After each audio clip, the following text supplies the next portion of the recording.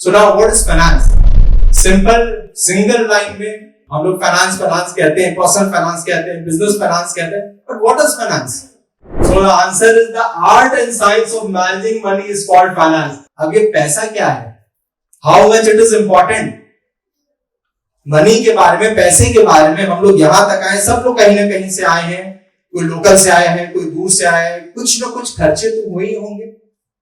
और ये खर्चे जो भी बजटिंग करते हैं, या जो मैं हम लोग हमेशा बिजनेस सेशंस में सिखाता हूं कि आप अप्रैल में ही अपनी बजटिंग कर लीजिए कि नेक्स्ट, अगर हम लोग मार्च 2024 में बैठे हैं, अप्रैल 2024 से लेकर के मार्च 25 तक की हमारी बजट क्या होगा। हम 31 मार्च 25 को, जो 31 मार्च 25 को मेरी बैलेंस शीट की प्रॉफिटेबिलिटी क्या होगी, इस पर हम लोग डिस्कस करते हैं।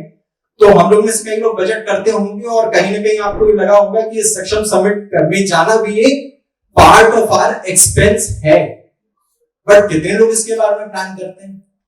बट स्टिल हमें ये खर्चा करना है, वो खर्चे के लिए पैसे आने हैं, भले ही आपके 10,000 खर्चे हुए हो चाहे 1 लाख खर्चे हो, व्हाटसोएवर। सो मनी के बारे में एक बात तो क्लियर है, जो आई गेस सब लोग अग्री करेंगे, it can buy everything. So broadly अगर मैं बात करूं तो लव, हैप्पीनेस, फैमिली और गुड हेल्थ, जिन जनरल ये 4 चीज पैसे से हम नहीं खरीद सकते। Is it so? Everyone agrees? लेकिन पैसे से खुशी नहीं खरीदी जा सकती। लेकिन आपको क्या लगता है, अगर वो दुख है आपको, तो मर्सिडीज गाड़ी में रोना ज्यादा अच्छा है या साइकिल पे चल के रोना ज्यादा अच्छा है? सो ये आदमी जो है वो मर्सिडीज में रो रहा है, अपनी कार में रो रहा है, और ये आदमी साइकिल पर रो रहा है। कौन ज्यादा दुखी है, कौन ज्यादा सुखी है? दुखी तो दोनों है, लेकिन क्या आपको नहीं लगता कि कार में बैठा हुआ दुखी आदमी वो थोड़ा कम दुखी होगा? एटलीस्ट उसको वो दुख नहीं है कि शाम की रोटी कैसे आएगी। एग्जैक्टली, वो सुख के साथ। तो कहीं ना कहीं it is more comfortable to cry in Mercedes than bicycle. पैसा खुदा नहीं है, मगर खुदा से कम की नहीं। आपकी लाइन मैंने आगे लिख दी है, money is not everything but not less than everything. लेकिन अब प्रॉब्लम क्या है? प्रॉब्लम ये है कि हम लोग अपनी स्कूलिंग से आए हैं, एलकेजी यूकेजी से क्लास 12 तक आए हैं, एकेडमिक्स पढ़े हैं, उसके बाद अपने प्रोफेशनल लाइफ में आए हैं। कितने लोग यहाँ पर बैठे हुए जिनको फाइनेंस अपने एजुकेशन या सब्जेक्ट में इस चैप्टर को कवर किया गया है, एंड अबाउट दी पर्सनल, ये जो है पर्सनल फाइनेंस बात को पढ़ाया गया है? Yes, no one. मैंने तो नहीं पढ़ी है, मेरे स्कूल में मेरे सब्जेक्ट में कहीं ये सब्जेक्ट नहीं था। So there is no formal education, हम लोग को पता ही नहीं है। बट कितना इंपॉर्टेंट है ये अभी ऊपर आपने समझ लिया, इट कैन बाय एवरीथिंग, और हमें पता ही नहीं है। Is it so? कोई डिस्कशन फैमिली में भी नहीं होता है, पैसा कैसे आना है, कैसे खर्च होना है, क्या आएगा नहीं आएगा। Everyone is having their own problem. Ajay sir की अपनी प्रॉब्लम है, इनकी डॉटर की अपनी प्रॉब्लम होगी, खरे सर की अपनी प्रॉब्लम है, उनके सन की अपनी प्रॉब्लम होगी, मेरी अपनी प्रॉब्लम है, वाइफ की अलग प्रॉब्लम होगी, शिल्पा मैम की अलग प्रॉब्लम है, इनके हस्बैंड की अलग प्रॉब्लम होगी। लेकिन कभी भी इन जनरल फैमिली में बैठ करके डिस्कस नहीं होता कि इस महीने मेरी अर्निंग कितनी है और इस पैसे का मुझे यूटिलाइजेशन कहां करना है। मेरे फैमिली में तो नहीं होता, और आई गेस आप में से अगर कोई हो तो प्लीज रेज योर हैंड जो अपने घर में फैमिली में फाइनेंस को हर महीने डिस्कस करता है। I guess no one. So यहां तक बात क्लियर? खैर मैंने आगे आंसर लिख दिया, बट एक मैं सवाल अब पूछना चाहता हूं आपसे। फाइनेंस का बहुत इंपॉर्टेंट सब्जेक्ट है। मैं आपको कहता हूं कि आज मैं आपको 5 करोड़ रुपए दे रहा हूं, और दूसरी तरफ मैं आपसे कह रहा हूं कि नहीं, मैं 5 करोड़ रुपए नहीं दूंगा, मैं आज आपको 1 रुपए दूंगा।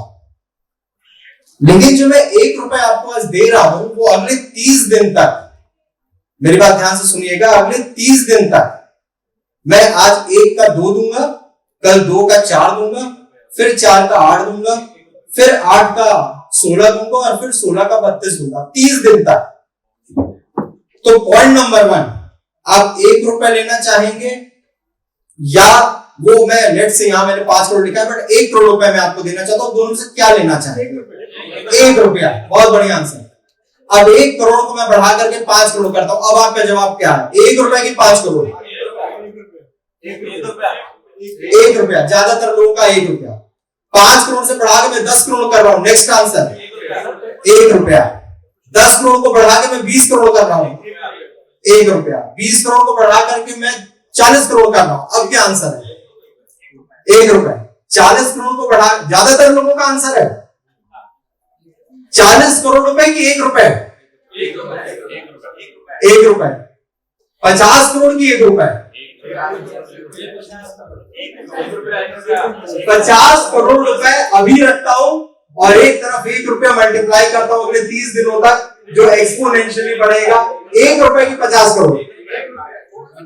मेरा आंसर 50 करोड़ है। Now what is your answer?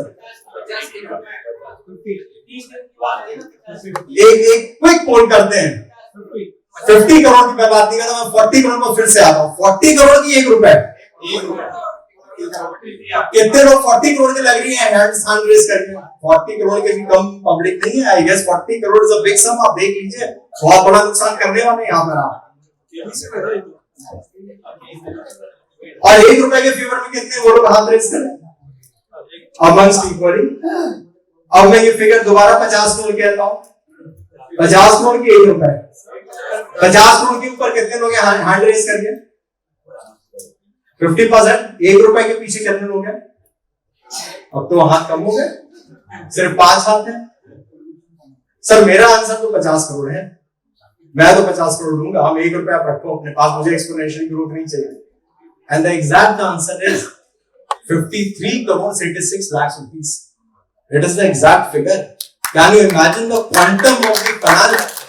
₹1 अगले 30 दिन में 53 करोड़ 46 लाख रुपए हो रहे हैं, 86 लाख रुपए हो रहे हैं। और एक तरफ जो है आपके जो 50 करोड़ हम दे रहे हैं वन टाइम।